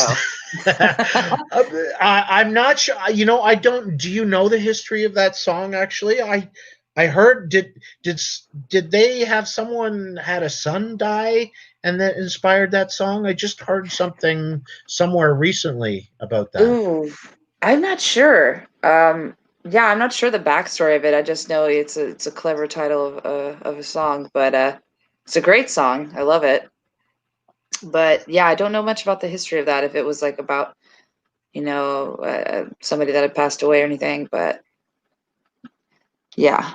Oh, it's Okay. Stairway to Heaven may be the most analyzed song in history, Easy says. Oh, really?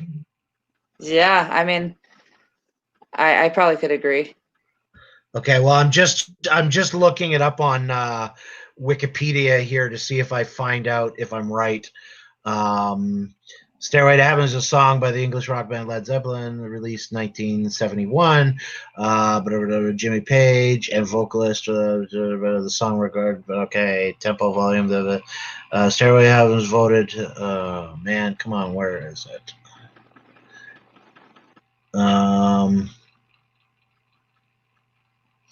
No, I don't. Oh, wait. The song originated in 1970 when Jimmy Page and Robert Plant were spending time at Bjorna, a remote cottage in Wales. So I don't know how to pronounce that at all. Following Led Zeppelin's fifth American concert tour, according to over a long period, he wrote it over a long period of time. The first part coming at Bjorn one night. Page always kept a cassette recorder around, and the idea for Stairway to Heaven came together from bits of taped music. So maybe I'm wrong. So Robert Yeah. Plant, next to One Evening Log Fire, had partly spontaneously improvised, and Page claimed a huge percentage of the lyrics were written there and then. Jimmy Page was strumming the chords, and Robert Plant had a pencil and paper. The complete studio recording was released. Okay. So no, I was probably, well, either that or it's not in Wikipedia. Well, Easy just put his son fell out a window and died. That's it. That's what I heard.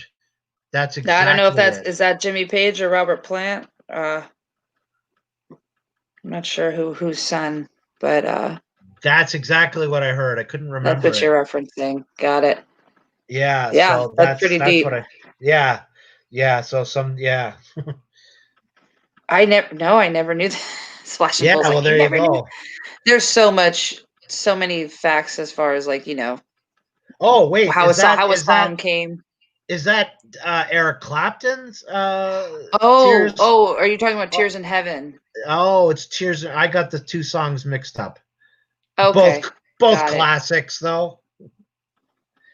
Oh, okay, Yeah, okay. got it. Eric Clapton. Okay, I'm mixing them up, but there you go. Tears in Okay. Heaven is Eric Clapton's son falling out there. Isn't that horrible? That's just how do you write a song about that? How do you Yeah. sing a song after dealing with that loss Well, about maybe it, you know? I'm sure that writing the song was cathartic and part of his son's legacy now, Oh yeah. Yeah. So, wow. There's a little Wow, music history lesson for you guys. Well, isn't that what you're supposed to be all about that? You should have I known know. that. Can't You know should it have all, known Greg. that I'm big sorry. time. Yeah, no, I know Eric Clapton was not a member of Led Zeppelin. I'm not that daft. Nor am I. I did know that. Yeah, okay. All right, well, I think unless anyone else has anything to add, or unless you have anything else that you wanted to discuss, I exhausted what you and I had planned anyway. Yeah, I'm actually getting ready to go ahead and make myself some dinner, but it was fun being on the show as always, and talking to everybody. What are you having for dinner? I think my folks went to the store. Hopefully they got salad. I think I'm gonna do a shrimp salad.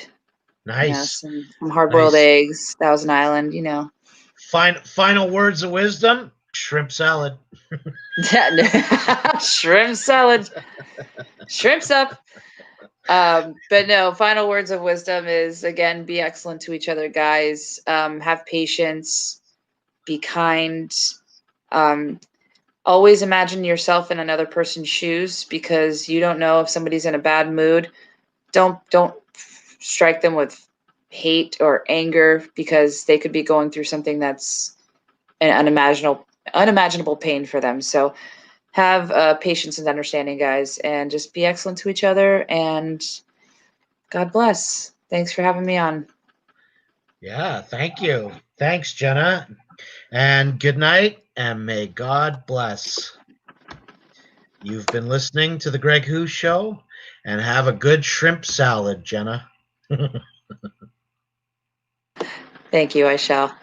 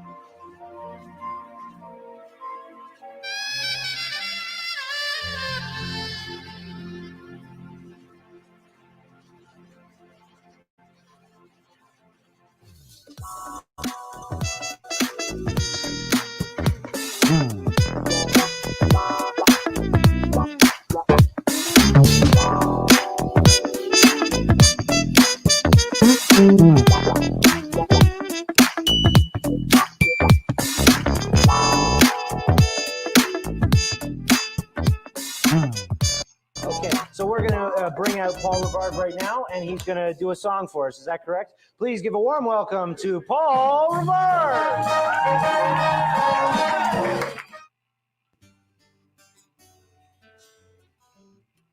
This song's called He Is Real.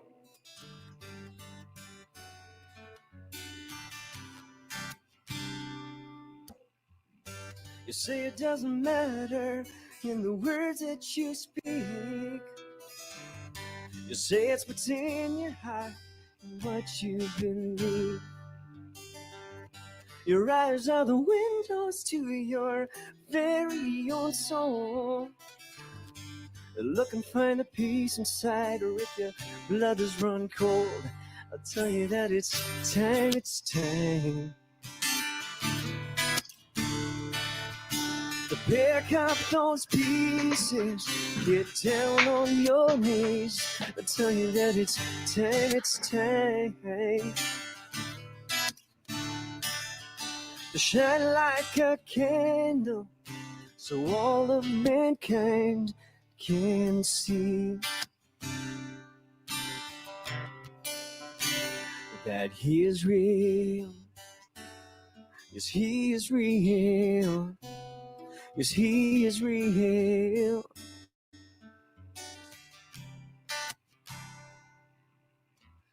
The world tries to tell you where you should go and what you should wear and who you should know.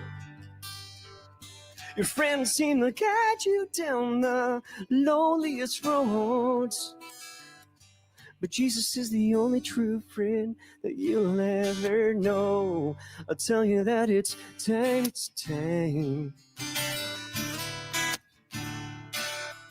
to pick up those pieces, get down on your knees. I tell you that it's time to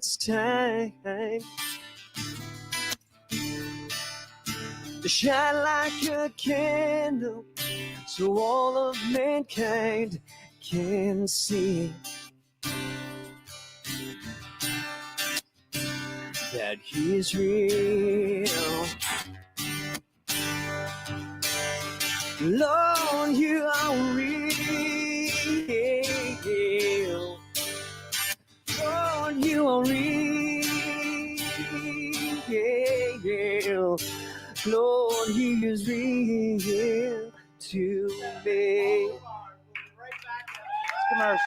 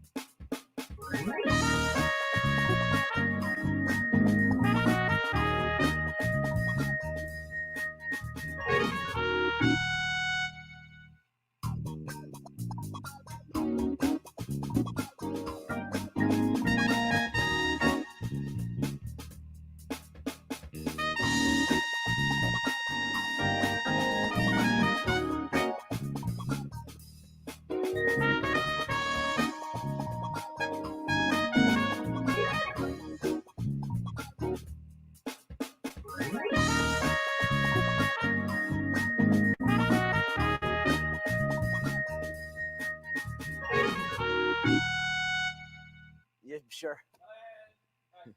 How do you keep plugging along without plugging along? How do you do that?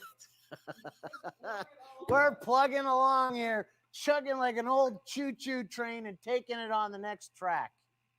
How about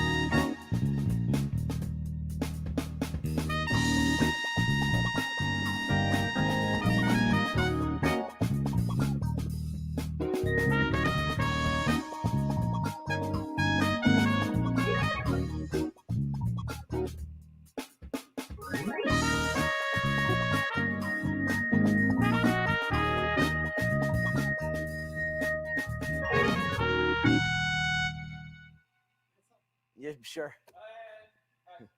How do you keep plugging along without plugging along? How do you do that? We're plugging along here, chugging like an old choo-choo train and taking it on the next track. How about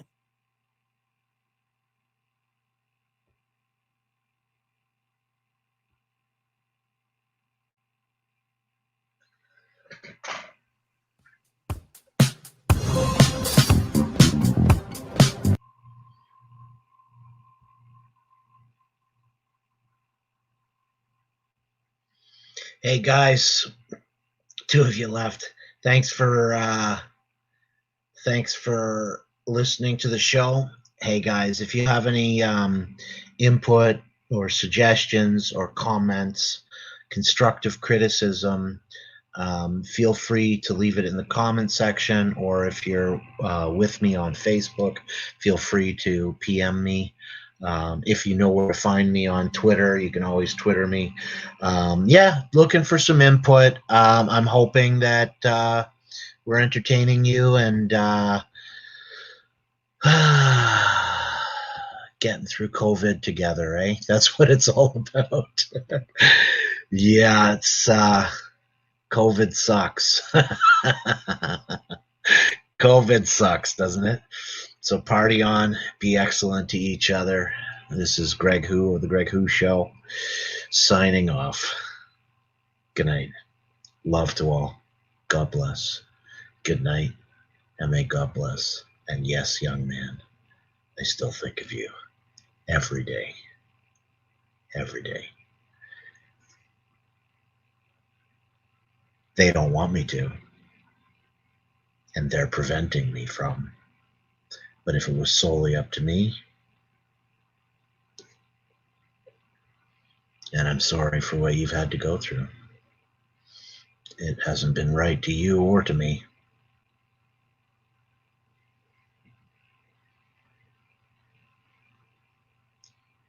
Good night. May God bless.